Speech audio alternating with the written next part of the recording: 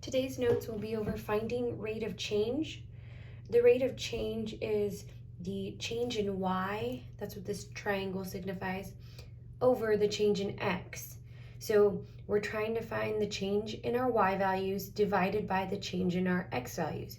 We're going to be using the slope formula, which we used the day before, yesterday, to find the rate of change given a graph, given a table, or given a description.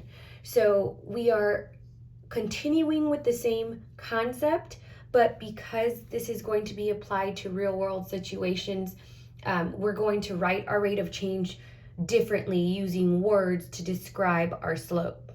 So if you need a moment, pause the video, write this down. This is very important information that you need for finding the rate of change. I'm going to move on to my examples, so please pause the video if you need more time. Here's example number 1. We are going to be finding the rate of change, which is our change in y over the change in x, using our slope formula, y2 minus y1 divided by x2 minus x1. And notice here that I have y per x. That helps you to identify when you're describing your slope, y is a change per x. So here, when we use division, y per x helps us identify how to describe that situation. Right, number 1, the table below shows the change in temperature over time. Find the rate of change. Again, rate of change, we're going to be using slope formula, y2 minus y1 over x2 minus x1 in degrees Fahrenheit with respect to time. So when we read that, degrees Fahrenheit with respect to time, that's basically saying y per x. It gives you a description of what each individual value is.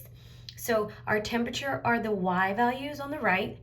Our time is the x values on the left.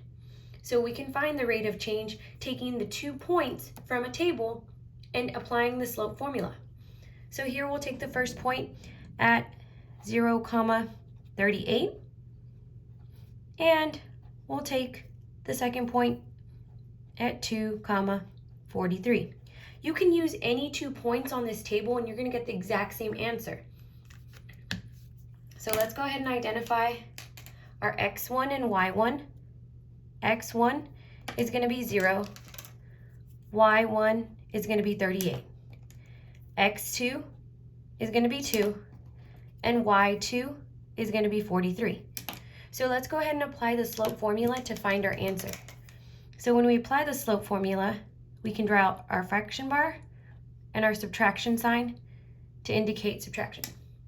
Okay, in the numerator, we're going to have y2 minus y1, 43 minus 38.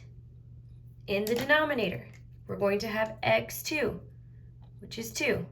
Subtract x1, which is 0. Now let's go ahead and simplify.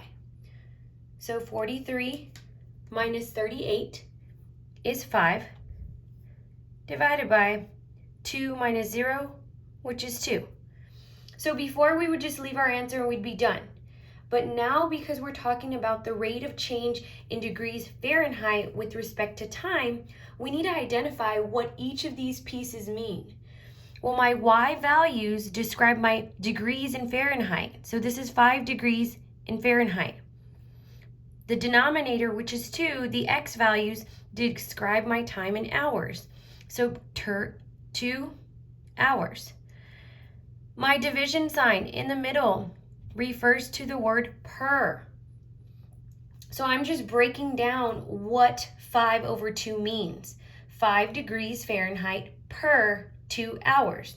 So my rate of change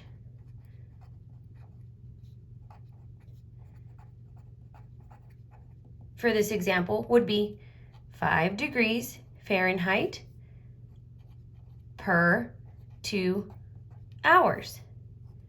This is my answer because I need to apply it towards this word problem. If you need more time, go ahead and pause the video. I will now move on to a second example. Example number 2. The table represents some points on the graph of a linear function. A linear function is just a graph with a straight line.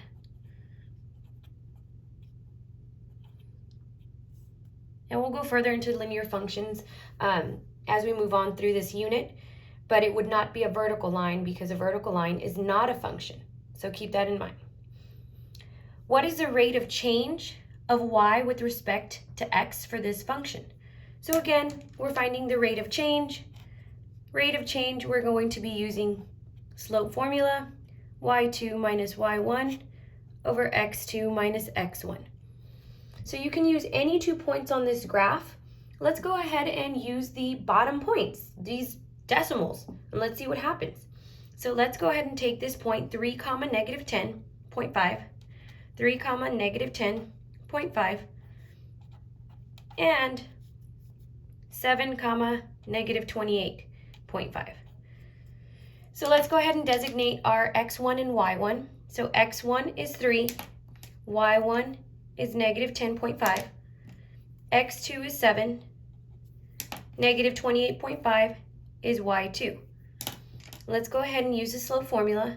M equals, draw your division with your subtraction, and let's fill in these values. So y2 minus y1 in the numerator, so negative 28.5 minus negative 10.5. What you want to recognize is when you have minus a negative, what's going to happen to those values. So again, minus a negative will change to a plus sign. In the denominator, we're going to have x2 minus x1. x2 is 7 minus x1, which is 3. We're going to simplify negative 28.5 minus a negative 10.5.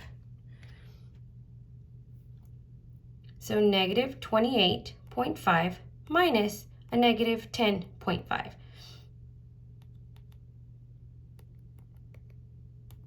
You're going to get negative 18. And that's the same thing as saying negative 28.5 plus 10.5. Negative 18. So our numerator is going to be negative 18. Negative 18 divided by 7 minus 3 is 4.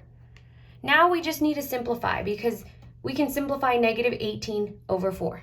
So again, you can take your fraction and simplify negative 18 divided by 4. And the calculator is going to give you a decimal, which is fine. You can always convert it to a fraction because we want to describe the change in y over the change in the x. So here, this simplifies to negative 9 over 2. And what does this mean in context of this word problem? Well, because this is not describing height or time or temperature, this is going to be our rate of change.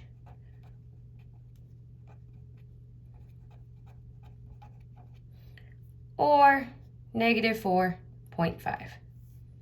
Either one is correct.